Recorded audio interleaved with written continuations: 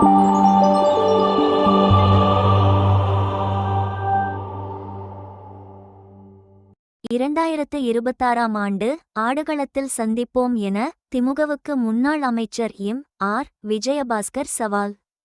கரூர் மாவட்ட அதிமுக மாணவரணி சார்பில் மொழிப்போர் தியாகிகள் வீர வணக்க நாள் பொதுக்கூட்டம் கரூர் லைட்ஹவுஸ் முனை பகுதியில் நேற்று நடைபெற்றது.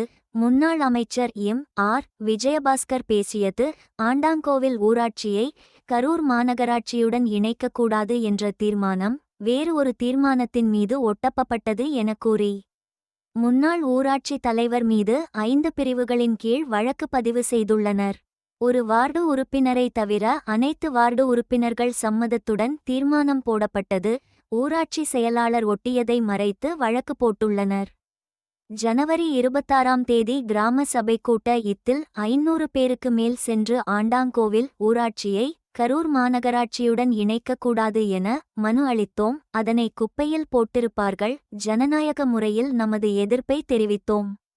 மாநகராட்சியுடன் இணைத்தால் வீட்டு வரி உயர்வு, குப்பை வரி, காலிமனை வரி, புதைசாக்கடை வரி என ஏராளமான வரிகள் விதிக்கப்படும்.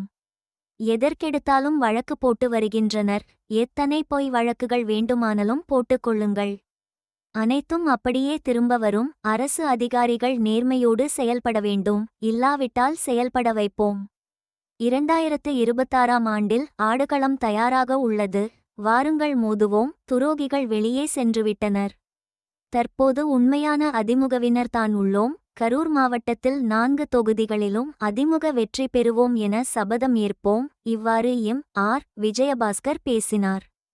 அமைப்புச் செயலாளரும் முன்னாள் அமைச்சருமான சின்னசாமி அவர்கள் பேசும்போது, 2026ஆம் ஆண்டு தேர்தலில் கரூரில் அதிமுக மட்டும்தான் நிற்கும். திமுகவை சேர்ந்தவர் திகார் சிறையில் இருப்பார். உச்ச நீதிமன்ற நீதிபதியே எம்எல்ஏ என கூறி ஜாமீன் பெற்றுவிட்டு தற்போது அமைச்சராகியுள்ளீர்கள் என தெரிவித்துள்ளனர். வழக்கில் இருந்து அவர் தப்ப முடியாது என்றும் கூறினார். இந்த காணொளி உங்களுக்கு பிடித்திருந்தால் லைக் பண்ணுங்க, ஷேர் பண்ணுங்க, சப்ஸ்கிரைப் பண்ணுங்க.